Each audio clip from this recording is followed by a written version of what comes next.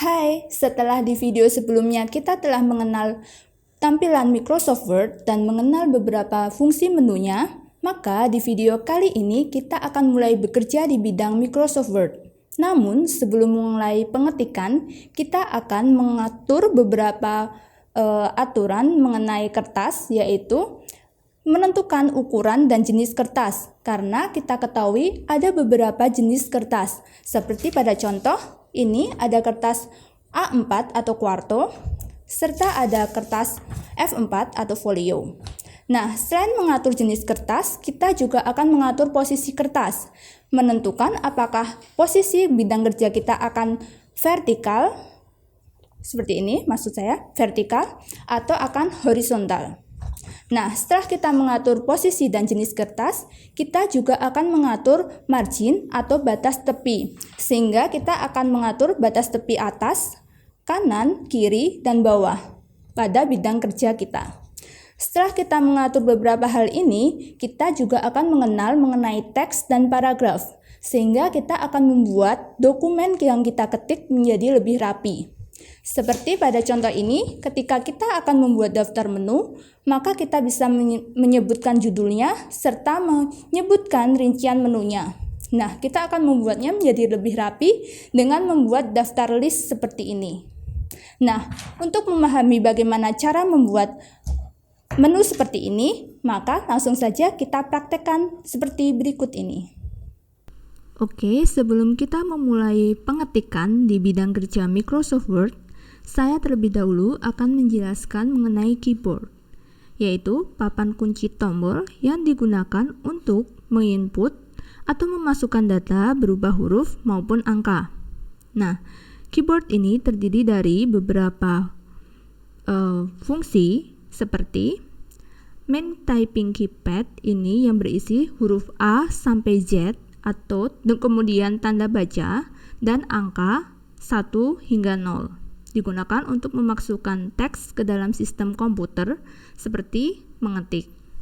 Kemudian ada directional keys yang terdiri dari 4 tombol berupa anak panah yang mengarah ke 4 sisi, yaitu ke atas, bawah, kanan, dan kiri.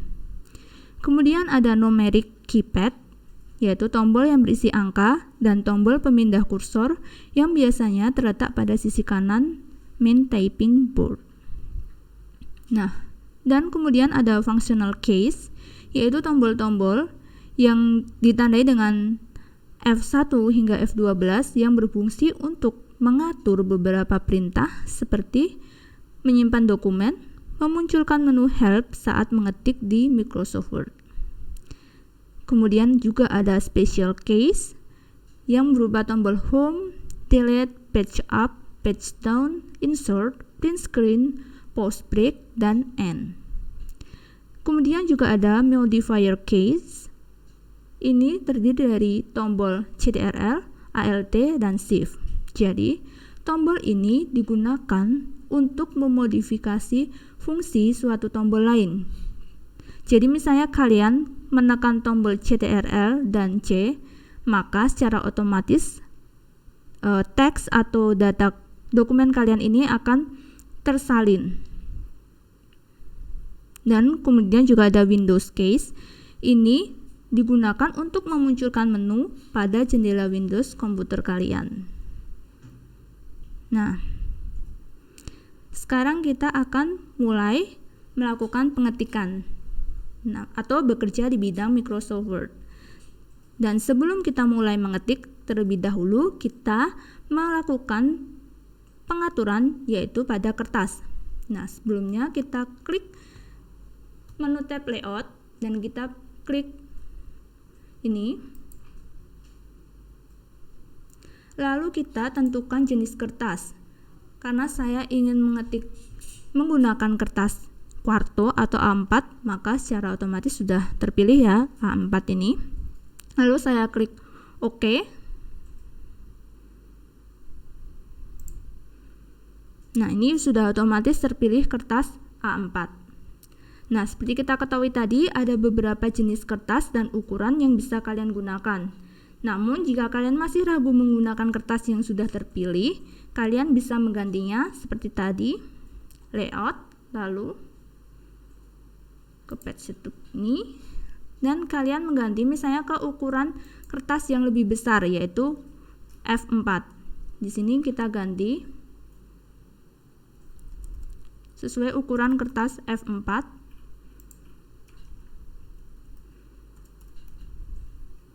Lalu kita klik OK. Nah, ini sudah berganti menjadi ukuran F4. Setelah itu kita mengatur posisi atau orientation kertas ini. Jadi kita pilih menu tab layout lagi, kita pilih orientation. Nah, di orientation ini ada portrait, yaitu berdiri, atau landscape yang mendatar. Nah, saya pilih yang landscape ya. Nah, otomatis dia langsung berubah ke landscape.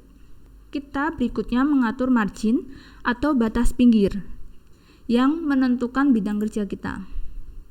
Nah, di sini kita klik. Nah, sini sudah ada pilihan sebenarnya, namun kalian juga bisa melakukan pengaturan margin sesuai yang kalian inginkan. Saya ingin merubah bagian top atau batas atas jadi 2, kiri juga 2, kanan 2, maksud saya bawah 2, dan kanan 2. Lalu jika sudah, klik OK. Nah, secara otomatis dia sudah mengatur batas marginnya. Jadi kita hanya bekerja di batas yang dimulai dari sini, di mana dia berada. Kemudian kita akan mengenal mengenai teks dan paragraf jika kita akan mulai melakukan pengetikan. Nah, di sini kita berarti menggunakan menu tab Home. Nah, di menu tab Home ini ada beberapa pengaturan yang berhubungan dengan teks, seperti yang sudah saya jelaskan di video sebelumnya. Jadi kalian bisa membuatnya menjadi tebal, miring, ataupun tercetak bawah, dan juga mengatur beberapa jenis huruf dan ukurannya. Kalian juga bisa membuat daftar list, seperti jika kalian ingin membuat daftar menu dengan menggunakan bullet atau numbering. Nah, kalian juga bisa mengcopy teks atau kalimat yang sudah kalian ketik menggunakan nih. Di sini ada pilihan copy, cut, dan paste. Jika sudah ada tulisannya, nanti dia bisa terpilih ya. Kalian bisa memilih copy yaitu menyalin teks atau kalimat yang sudah kalian ketik, atau kalian juga bisa menggunakan shortcut Ctrl+C. Kalian juga bisa memindahkan teks yang sudah kalian ketik dengan atau menyebutnya cut ya, atau bisa juga menggunakan Ctrl+X, dan juga bisa menempelkan teks yang sudah kalian copy tadi dengan paste atau Ctrl+V. Nah, itu tadi kita sudah membahas mengenai beberapa hal tentang teks atau pengaturan huruf, dan juga mengenal beberapa fungsi mengenai cut, copy, dan paste. Kita juga sudah mengenal mengenai paragraf sedikit tadi, mengenai bullet and numbering, dan kita juga bisa mengatur format paragraf ini yang lainnya, yaitu mengatur align yang digunakan untuk menentukan rata. Nah, icon ini untuk rata kiri, ini tengah, kanan, dan rata kiri kanan. Kalian juga bisa mengatur jarak antar kalimat dengan menggunakan jarak antar kalimat atau baris lebih tepatnya menggunakan line spacing. Nah, kemudian juga di settingan atau pengaturan paragraf ini, seperti yang sudah saya sebutkan tadi, kalian bisa membuat daftar list dengan menggunakan bullet and numbering. Nah, langsung saja kita mulai melakukan pengetikan agar semakin membuat kalian paham. Nah, contohnya di sini adalah kita akan membuat daftar menu sebuah warung ya. Langsung aja kita ketik di sini.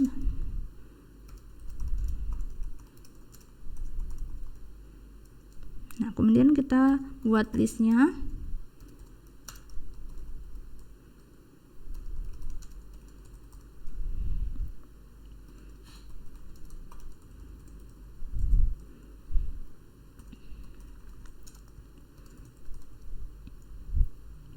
Oke, di sini kita sudah mengetik beberapa kalimat. Lalu kemudian kita blok, ini adalah judulnya. Kita blok untuk kita atur jenis huruf dan ukurannya. Kita pilih jenis huruf yang menarik seperti ini, lalu kita atur ukurannya agar terlihat lebih besar. Nah, kemudian ini juga ya kita atur.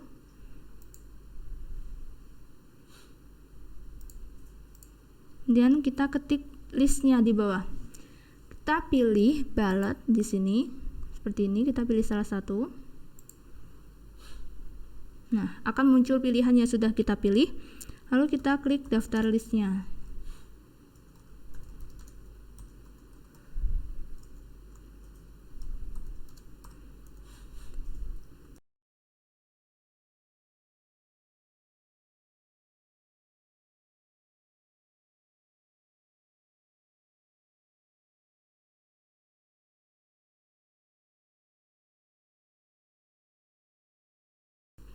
Nah, jika sudah terketik semua daftar menu yang ada, seperti ini, berikutnya kita akan membuat daftar menu ini menjadi kolom.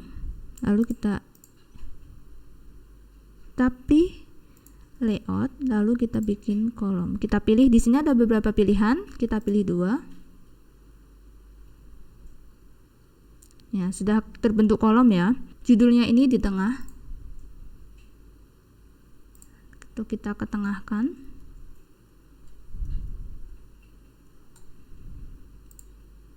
Nah, akan terlihat seperti ini. Inilah hasil ketikan kita tentang daftar menu warung idola. Nah, di sini tadi kita sudah mempelajari bagaimana memilih huruf, mengatur ukuran, dan membuat bullet dan numbering serta mengatur jarak spasinya.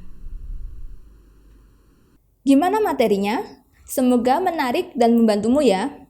Setelah ini, baca materi tulis dan kerjakan latihan soal, serta praktekkan materi yang telah kalian simak di rumah, agar pemahamanmu semakin lengkap. Sampai jumpa!